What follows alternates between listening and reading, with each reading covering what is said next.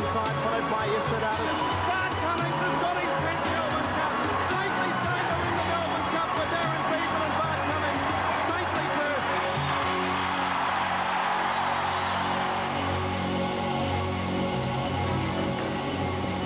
Fabulous Flemington.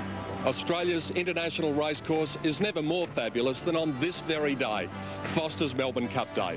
Good morning everyone, wherever you may be watching, and a warm welcome to Network 10's live and exclusive coverage of Foster's Melbourne Cup Day, Australian racing's greatest event. It's this very spot that in around 5 hours' time will be the focus of the nation.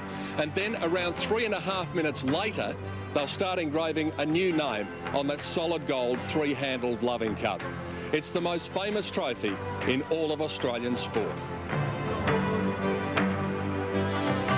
Australia Day is celebrated in January, but really, we all understand that our National Day is today, the first Tuesday in November.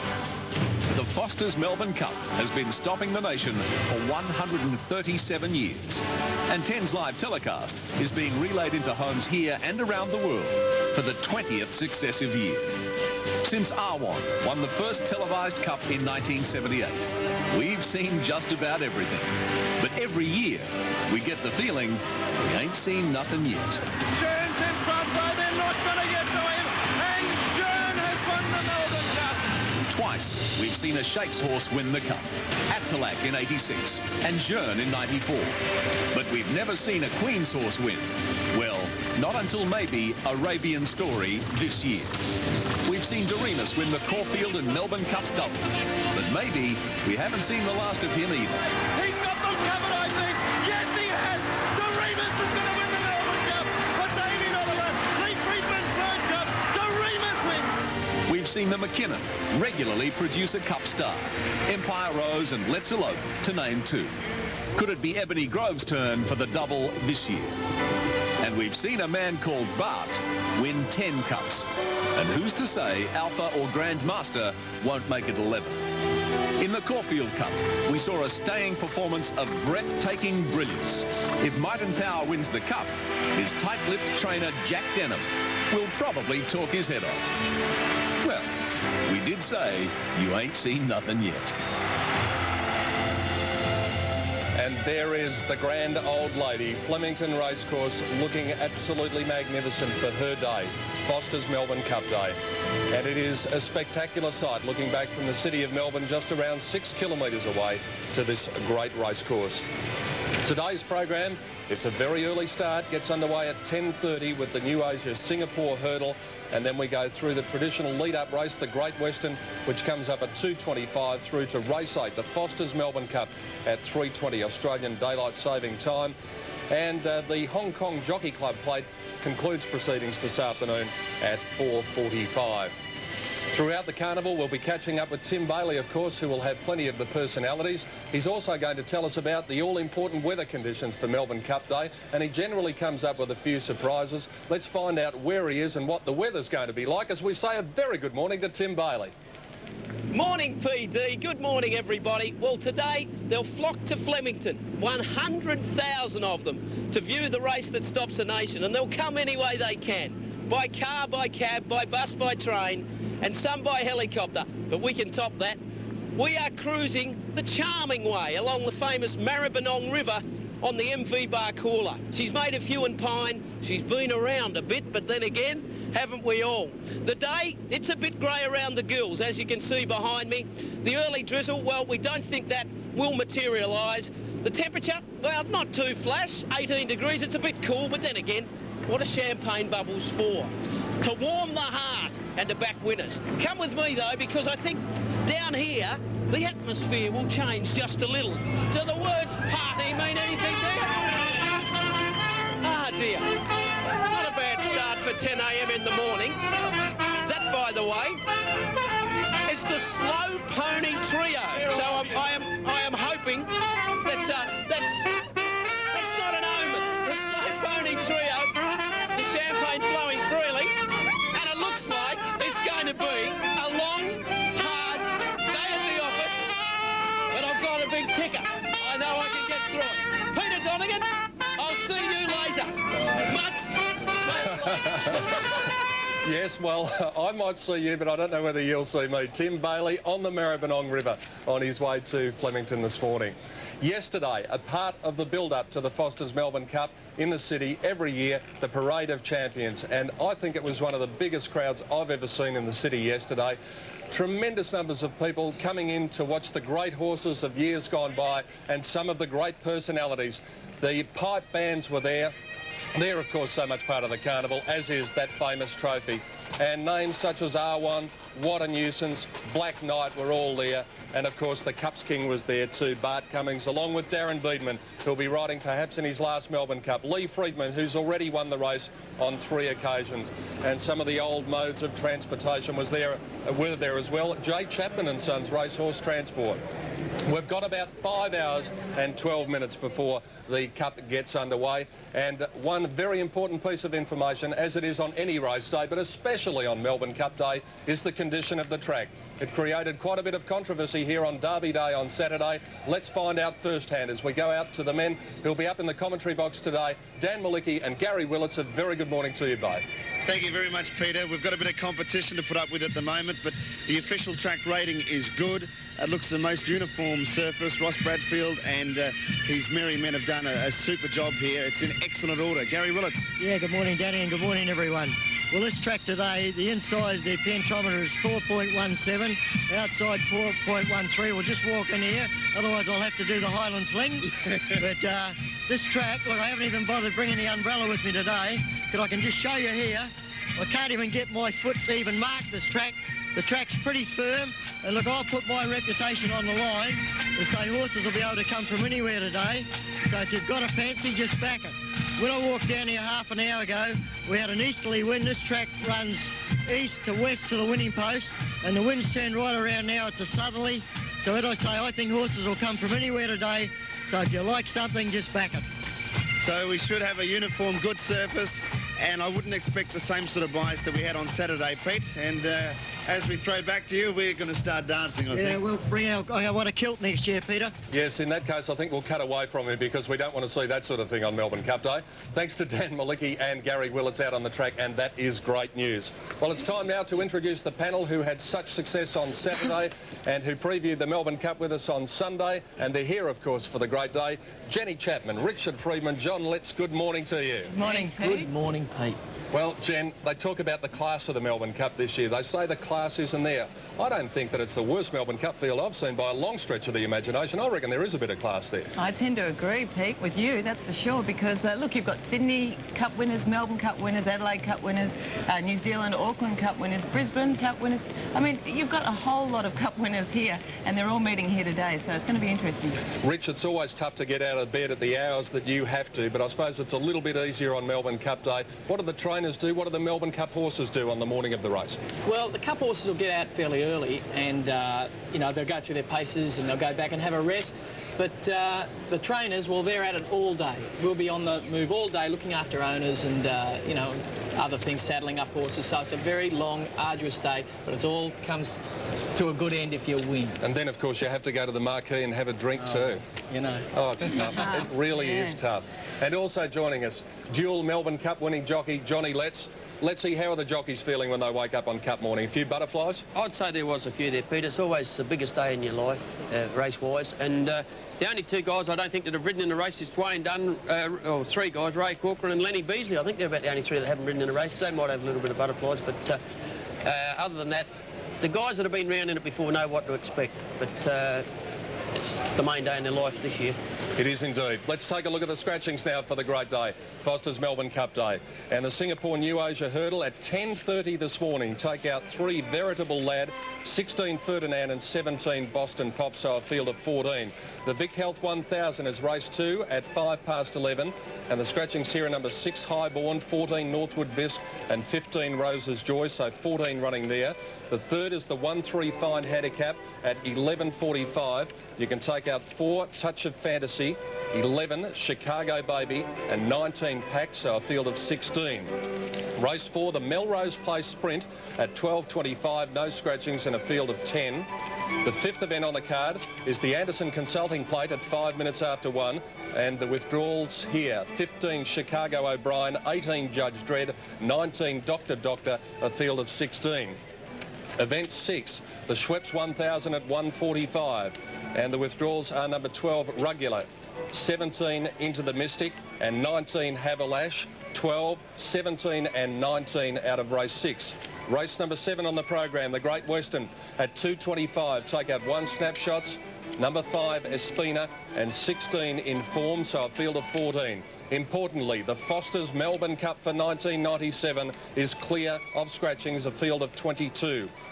Race 9, the Pivot Superfect Sprint at 5 minutes after 4, and here you can take out number 11 or Raba, and from the final event, the last of 10, the Hong Kong Jockey Club Plate at 4.45. Put a pencil through 2 Waterford Road, 8 Shanoak, 11 Angel's Image, and 15 Mangatatari.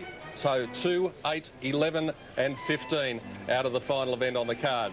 There's the tote call for the Foster's Melbourne Cup, and some interesting ones. Look at those pools: 3.5 million in the win pool, 2.7 in the place pool.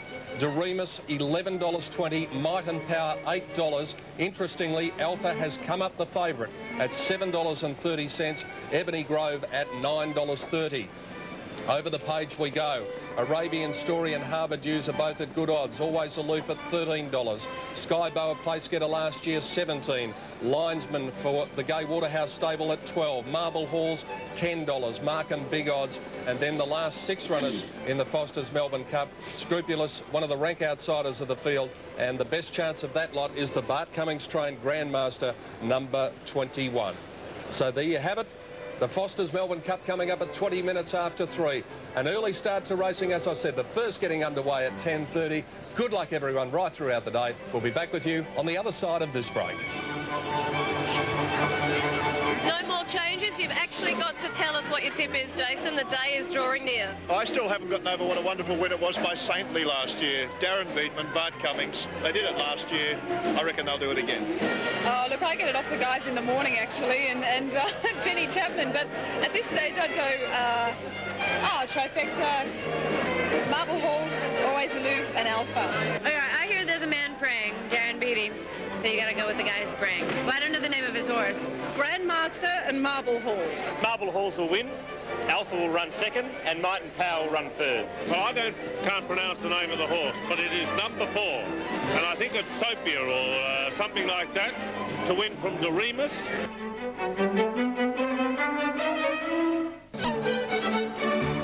A horse named after a town's name spelled backwards was the winner of the first nationally televised Melbourne Cup. R1 was ridden brilliantly by Harry White, who recorded his 3rd Cup success. The most thrilling of all televised Cups occurred in 1979, with horses spread across the track at the Clock Tower. It was left to 2 great jockeys, White and Higgins, to fight out the finish, White being successful by a nostril on Hyperno. Salamander and Hyperno, they split the line. Salamander maybe, but it's close. Hyperno there too. And Network 10's John Letts rode the race of his life in 1980. Taking the initiative at the 1600, Letts took Belldale Ball to the lead, and from there, his 2nd Cup victory was assured. And Belldale Ball wins the Melbourne Cup by 2 lengths, My Blue Denim. 2 away. And 2 of the most famous names in racing combined to win the 81 Cup. And Just a Dash is going to win the Melbourne Cup. Just a Dash by 2 lengths, El Lorena. Tommy Smith broke a 26-year drought, while jockey Peter Cook emulated the feat of his father, also a Cup-winning jockey. Some of the memories of Melbourne Cups gone by on Network 10. The crowd already rolling in here to Flemington. As you can see, there are some weird and wonderful sights already, and some elegant sights here on Foster's Melbourne Cup Day, as is always the case. Well, we're going to have a great week here, but here's the chance for viewers in Australia to have a weekend away in luxury. To tell us more, here's Angela Bishop. An exciting thing is happening in Sydney. I'm in the Lyric Theatre, just one part of the most amazing entertainment destination in Australia. Called Star City, it's set to open on November 26, and you could be here in Sydney to celebrate Star City's first weekend. Star City is giving away the ultimate prize. It includes a trip for 2 people to Star City to see Tom Jones live in concert on the 28th of November. You and a partner will be flying to Sydney business class and taken to Star City. You'll stay in the executive suite for 2 nights and enjoy dinner at Star City's exclusive restaurant, Astral. And just to make your stay even more memorable, you'll have $2,000 in cash to spend. There are also 4 weekends to be won at Star City and tickets to see Dean Perry's Steel City. All you need to do is call 1902 555 612 and answer this simple question. What's the name of Australia's most exciting entertainment destination? Yes, a great prize there from Star City, and you can enter all week, and we'll be announcing the winners on Sports Tonight on Monday the 10th of November. And just a reminder, the competition is open to viewers only in Australia. That number 1902 555 612. After the running of the first event, we'll be previewing the Foster's Melbourne Cup for you and going through each of the runners in detail. Isn't that a magnificent view from the Whitman's Lightship up above Flemington on this great day? But now it's time to look down as we look to the skies, which are a little grey at the moment, but certainly no sign of any rain at this stage, and I think we're going to be in for a fabulous day. And there are the runners in the mounting out for the first event, the Singapore New Asia Cup Hurdle at 10:30. And the scratchings here, 3 Veritable Lad, along with numbers 16 and 17. Lead us off with Leading Bounty, Jen, to be ridden by Andrew Moore. He's very consistent. Very consistent hurdler for sure, Peter. And the significant thing about Leading Bounty is he's been carrying 69 kilos and 70 kilos in his last 3 starts. And today he gets him with 65.5. He's a very good hurdler, and I think he's a strong chance in the race. Number 5, Magic View, to be ridden by Tom Haslett, trained by Michael Moroney. Before that, let's go to 4, Maybe Rough. My apologies there. Brett Scott is the rider for John Wheeler. And what did you make of Maybe Rough's chances? I thought he had a very good chance in this race. He led and might have just gone a touch early at his last start. Today the tongue tie goes on him, so that's a very significant move. John Wheeler, of course, trains this horse, and we know that he's a very good New Zealand trainer. This horse had 2 wins and 2 seconds at Flemington, so a good record here. And as I said, Magic View, trained by Michael Moroney, who's already tasted huge success in the carnival here on Saturday. And at Magic View, a striking grey showing round about the $15 mark on the tote. I thought his effort at Moonee Valley wasn't too bad. It was an honest effort there. He was close up throughout. I think on that performance, he's probably left there with some chance in the race, Pete. 7, Creme de Celery is in line for the hat-trick, having won a hurdle at Moe and then coming to Moonee Valley and finishing off his race in good fashion. Yes, he got back on that occasion, and I thought he was suited by the fast pace there, but it was still a good win. He looks one of the chances. He'll probably need a little bit of pace on up in front. He might get that. Well, if we give Creme de Celery a chance, we've also got to give a chance to number 8, I'm Looking Good. The rider here, Kim Treweek, because it finished only 3/4 of a length behind Creme de Celery in that race at Moonee Valley. Yeah, possibly took off a touch early on that occasion. Around about the 600 he took off there. And I thought it was a fair effort. Prior to that, of course, had won. So his form going into this is quite good. So some chance. David Hall's had a couple of horses from Argentina. Blue Boss was one, and Force Toss is another one, and he's going over the sticks to be ridden by Howard Jenkins. Only had the one hurdle race going back 3 starts ago for him at Flemington, and he did win that. So he's obviously got the ability. He's had a couple of runs since then to keep his fitness level, and he's there with some chance as well. Jen, I've gone each way at pretty big odds for number 10, the Red Man. Tim Wheeler is the rider for Eric Musgrove, and we all know what a great trainer of jumpers he is.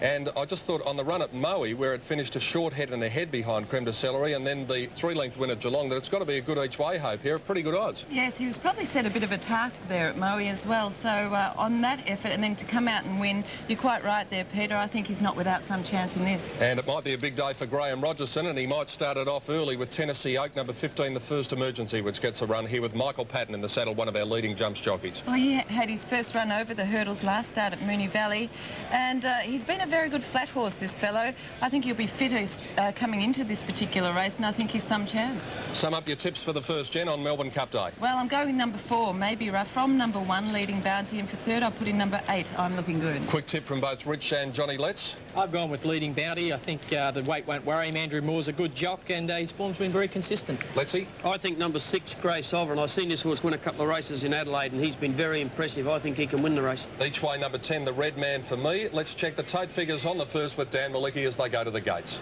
Peter, the favourite is Leading Bounty at $3. Rajaner, the stablemate, huge odds.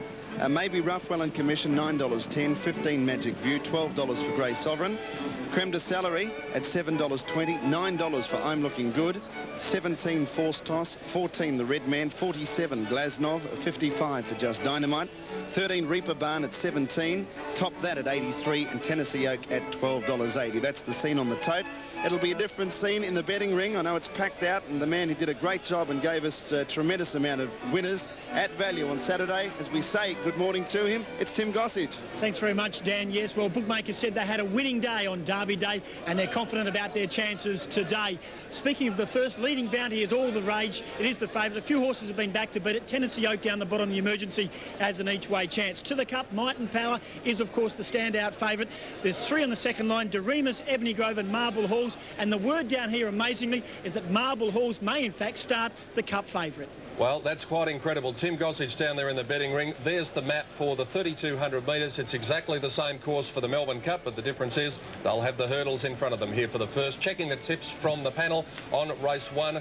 It's Maybe Rough from Jenny Chapman, Leading Bounty from Richard Friedman, Grey Sovereign from Letzi, the Red Man each way from me. We'll take a break. Back with the opening race of 10 on Foster's Melbourne Cup Day after this. Aries, careful punting is the name of the game today. You may blow your budget, so follow horses with names suggesting boldness, communication and combat. Lucky numbers 1, 5 and 9. Taurus, you'll pick a hatful of winners and trifectas today if you follow horses' names suggesting substance, expansion and money. Lucky numbers 3, 5 and 6. Gemini, order the limo before you hit the racetrack today. You'll need it if you follow horses with names suggesting mischief, amazement and electronics. Lucky numbers 2, 7 and 9. Cancer, you may get the good oil from a person you know. Have a big plunge and back horses with names suggesting elegance, love and class.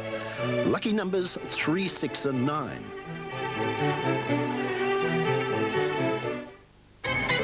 Set for the first on Cup Day. Race 1 is the hurdle. Leading Bounty is the favourite. And all of the runners are locked away and they're off. Cup Day of 1997 begins. One of the first to jump away, Glasnov with Reaper Barn and Maybe Rough is down on the rails. Force Toss was handy, likewise Leading Bounty. Then I'm Looking Good, Magic View, another one of the greys is wider out. He's going up towards the lead. About midfield in the early part was the Red Man. He's wide out on the track. Tennessee Oak was just behind him. Leading Bounty just drifting back a little bit after jumping that. Then Raj and Nur. Creme de Celery's back about third last. Grey Sovereign's tucked away in behind them, and back at the rear was Top That. As they come down the straight, they're about to jump the third hurdle, and Magic View's in front from Reaper Barn. So 2 of the greys are running 1-2, and Force Toss is sliding up on the outside. Maybe Rough on the fence fourth. A little wide was the Red Man, and likewise I'm Looking Good. Then Just Dynamite midfield, 1 off the rails. Getting up on its inside was Glasnov, and then came Raj and Nur. Tennessee Oak 3 deep around it, and then came Creme de Celery around Leading Bounty and Grey Sovereign, and Top That was at the rear. As they get over the next hurdle, oh, there's one down, Creme de Celery. Creme de Celery tripped over there and is out of the race. Both horse and rider have had a harmless tumble.